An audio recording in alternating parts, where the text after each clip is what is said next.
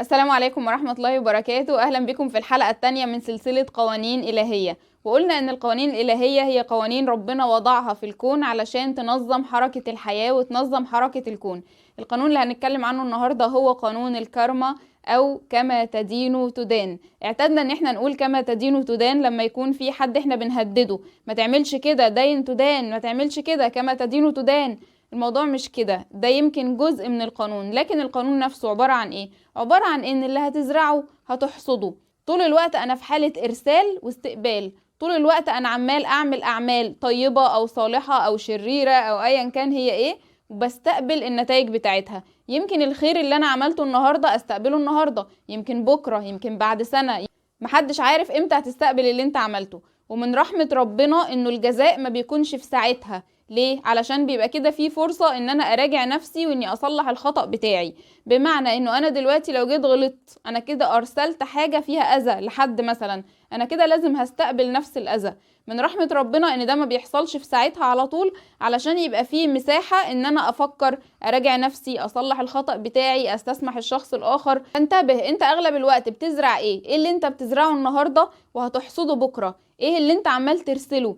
هل ده معناه ان لازم اللي انا زرعته ده يكون اتزرع في شخص تاني وهشوف النتيجة عن طريق نفس الشخص او شخص تالت؟ لا، اللي انت زرعته ده ممكن يكون انت زرعته في نفسك. انت جيت دلوقتي استثمرت في نفسك واخدت معلومة معينة ودرست او اتعلمت وحاولت ان انت تطور حياتك، انت كده زرعت خير في نفسك، هتاخد النتيجة بتاعته. طب انا دلوقتي ممكن اكون بزرع في نفسي شر.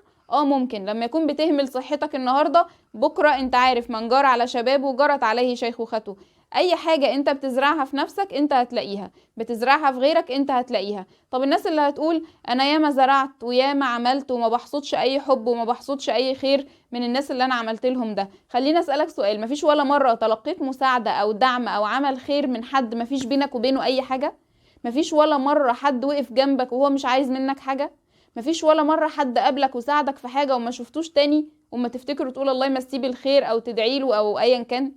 اكيد ده حصل، اكيد ده حصل لنا كلنا. فبالتالي ما نرسمش لربنا الطريق، يعني مش معنى اني عملت ده يبقى لازم هاخد من ده. لا، انا دلوقتي زرعت خير وببتغي بيه وجه الله عز وجل، يبقى هيجيلي تاني، هيجيلي بقى من نفس الشخص، هيجيلي من شخص غيره. دي حاجة لا تعنيني في شيء، انا يهمني ان اللي انا زرعته انا هحصده.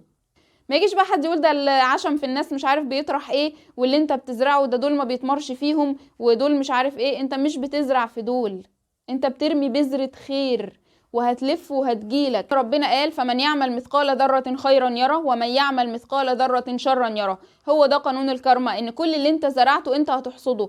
اوعى تفكر ابدا انك لو ما حصدتش عن طريق نفس الشخص يبقى اللي انت عملته كده خلاص انتهى، اللي انت عملته كده ما كانش له لازمة، وتزعل وتتأثر وتتقهر على روحك. لا طبعا، اللي انت عملته دايما بتاخد الاجر بتاعه من الشخص اللي ربنا بيشوفه مناسب ليك وفي الوقت اللي ربنا بيشوف ان هو مناسب ليك. بمعنى انه انا دلوقتي ممكن اكون ساعدت حد والحد ده ما قدرش المساعدة، ما ردهاش، ايا كان، انا دلوقتي زرعت وهو ما ادانيش الحصاد ده.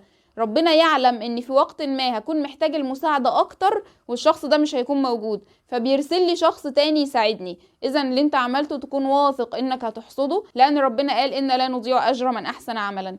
فاجتهد انك دايما تزرع خير وتفتح قلبك للاستقبال، مش شرط عن طريق مين، انت زرعت الخير والخير هيجيلك. ولو لقيت نفسك دلوقتي بتحصد اي ألم او اي حزن او اي شر او اي اضطراب، اعرف ان ده الزرع بتاعك، الزرع بتاعي. يعني ممكن يكون انا اذيت حد فده بيترد لي، ممكن تكون اذيت نفسك، ممكن تكون ما اديتش نفسك حقها، ممكن تكون ظلمت نفسك، ممكن تكون عايش باللوم والتأنيب وجلد الذات وعمال تأذي نفسك باستمرار، فطبيعي هيجيلك الأذى ده، لان نفسك لا تقل اهمية عن نفس اي حد تاني مهم في حياتك. وبفكر نفسي وبفكركوا تاني، من اجمل الحاجات اللي انت ممكن تزرعها انك تستثمر في نفسك، انك تتعلم عن حياتك وتتعلم عن علاقاتك وتتعلم عن شغلك، والعلم ثم العلم ثم العلم، بحيث ان انت تطور من نفسك وتتحسن، تزرع بذرة الخير النهاردة وهتحصد خير بكرة.